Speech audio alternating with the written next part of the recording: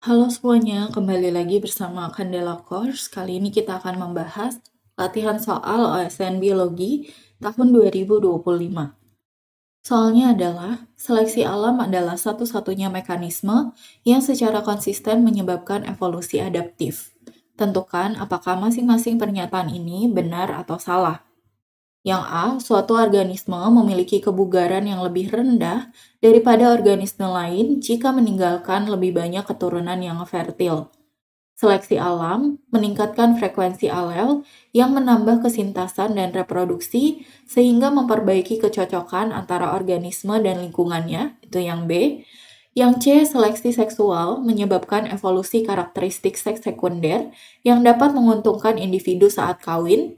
Yang D, seleksi alam hanya dapat bekerja pada variasi yang sudah ada, struktur yang merupakan hasil modifikasi anatomi nenek moyang, adaptasi seringkali merupakan kompromi, dan kebetulan seleksi alam dan lingkungan berinteraksi. Oke, sebelum lanjut ke pembahasan, untuk kalian yang membutuhkan soal-soal OSN dan pembahasannya, PDF-nya, kalian bisa DM ke Instagram @candelacourse. Oke, langsung kita bahas saja untuk yang A.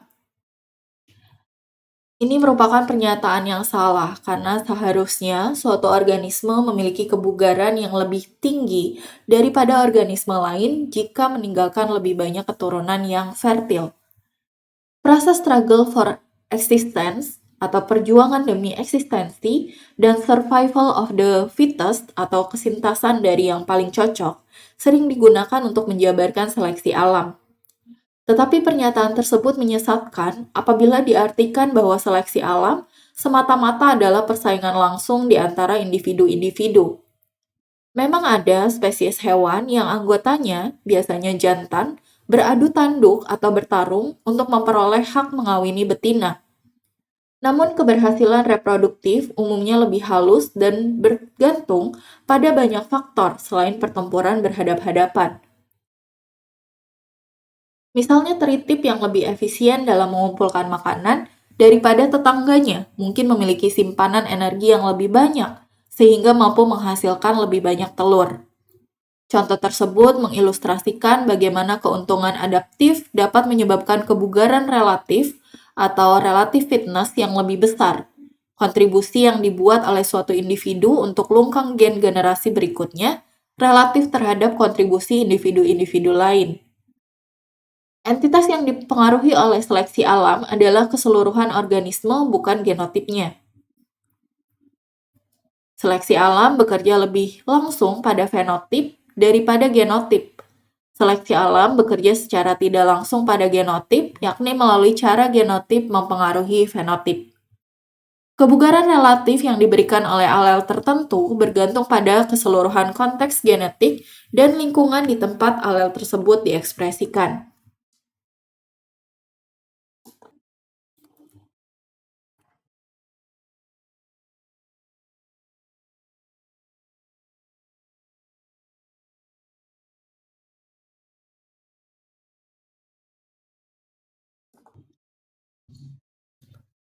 Kemudian untuk yang B, ini merupakan pernyataan yang benar.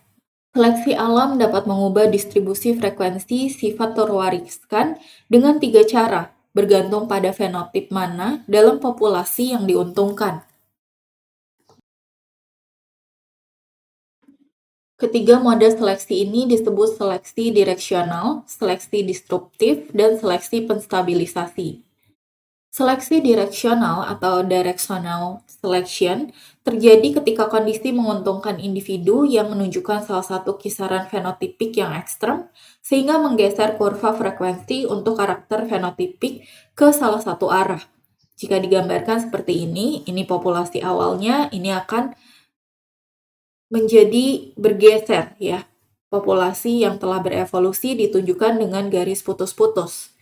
Seleksi direksional ini menggeser keseluruhan kurva frekuensi populasi dengan cara menguntungkan varian pada salah satu distribusi yang ekstrem. Di sini ya, yang ekstrem yang kiri. Jadi bergeser ke kiri. Pada kasus ini, mencit yang lebih gelap diuntungkan karena mencit hidup di antara bebatuan berwarna gelap. Warna rambut yang lebih gelap menyembunyikan mencit dari predator. Seleksi direksional umum terjadi ketika lingkungan populasi berubah atau ketika anggota populasi bermigrasi ke habitat yang baru dan berbeda. Misalnya bukti fosil mengindikasikan bahwa ukuran rata-rata beruang hitam di Eropa meningkat selama masing-masing periode glasial yang membekukan, namun ukuran tersebut menurun lagi selama periode interglasial yang lebih hangat. Beruang yang lebih besar dengan rasio permukaan terhadap volume yang lebih kecil lebih mampu menjaga panas tubuh dan sintas melalui periode dingin yang ekstrem. Seleksi disruptif atau disruptive selection terjadi ketika kondisi menguntungkan individu pada kedua kisaran fenotipik yang ekstrem daripada individu dengan fenotip intermediate. Salah satu contohnya adalah populasi finch pemecah biji perut hitam di Kamerun. Anggota populasi tersebut menunjukkan dua ukuran paruh yang sangat berbeda. Burung berparuh kecil terutama memakan biji-bijian lunak, sedangkan burung berparuh besar adalah spesialis pemakan biji keras.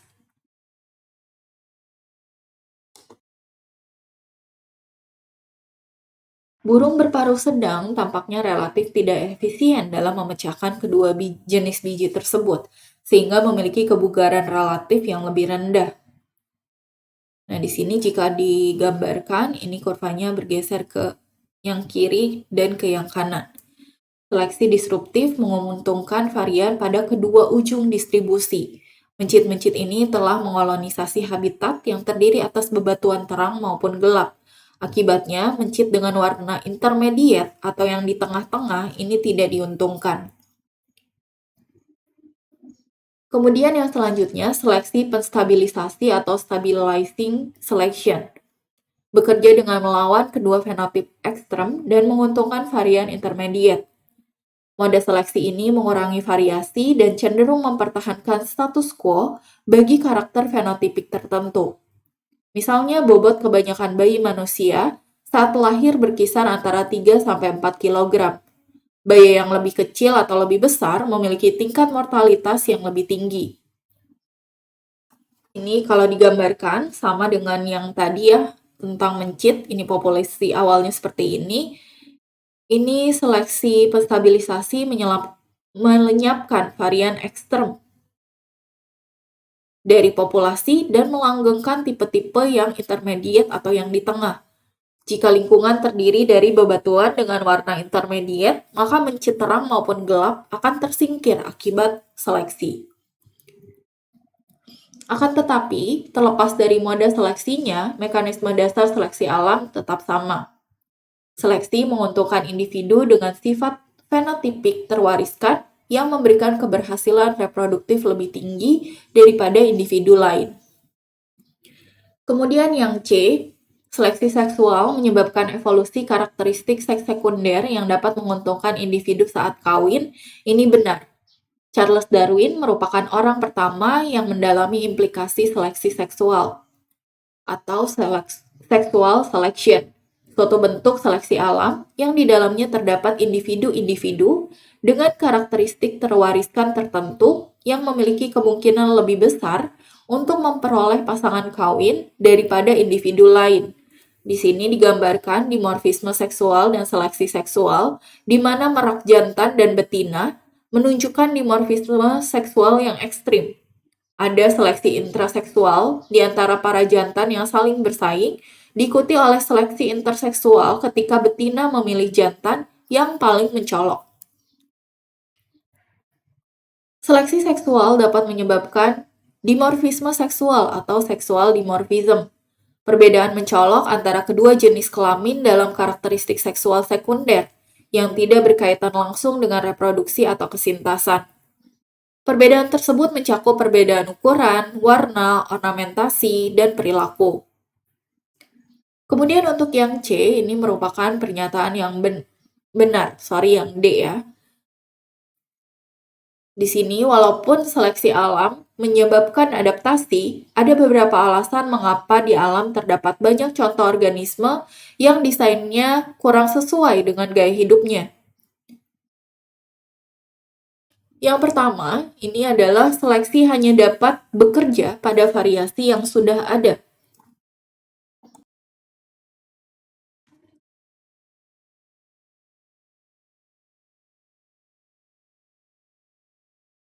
Seleksi alam menguntungkan hanya untuk fenotip yang paling sesuai di antara fenotip-fenotip yang sudah ada dalam populasi, yang mungkin bukan sifat-sifat yang ideal. Yang kedua, evolusi dibatasi oleh batasan sejarah. Setiap spesies memiliki warisan penurunan dengan modifikasi dari bentuk-bentuk nenek moyang. Evolusi tidak membuang anatomi nenek moyang dan membangun setiap struktur kompleks yang baru dari awal, melainkan evolusi memilih struktur yang sudah ada dan mengadaptasikan struktur tersebut terhadap situasi-situasi baru. Kemudian, adaptasi seringkali merupakan hasil kompromi, di mana setiap organisme harus melakukan berbagai hal yang berbeda. Contohnya di sini, kompromi evolusioner, panggilan nyaring yang memungkinkan katak tunggara, menarik pasangan, juga menarik pihak-pihak lain yang tidak dikehendaki di sekitarnya. Dalam kasus ini, seekor kelelawar yang hendak menyergap si katak tunggara ini. Kemudian yang selanjutnya, kebetulan seleksi alam dan lingkungan saling berinteraksi. Peristiwa kebetulan dapat memengaruhi kelanjutan sejarah evolusi dari populasi. Misalnya ketika badai menerbangkan serangga atau burung sejauh ratusan kilometer melintasi lautan menuju ke sebuah pulau. Badai tidak perlu memindahkan individu-individu yang paling cocok dengan lingkungan baru. Dengan keempat batasan ini, evolusi tidak dapat membentuk organisme yang sempurna. Seleksi alam bekerja dengan dasar lebih baik daripada atau better than atau better off. Jadi untuk pernyataan yang A ini salah, seharusnya suatu organisme memiliki kebugaran yang lebih tinggi daripada organisme lain jika meninggalkan lebih banyak keturunan yang fertil. Yang B ini merupakan pernyataan yang benar, yang C benar, dan yang D benar. Oke, terima kasih sudah belajar. Jangan lupa untuk join member, like, share, komen, dan subscribe. Semangat!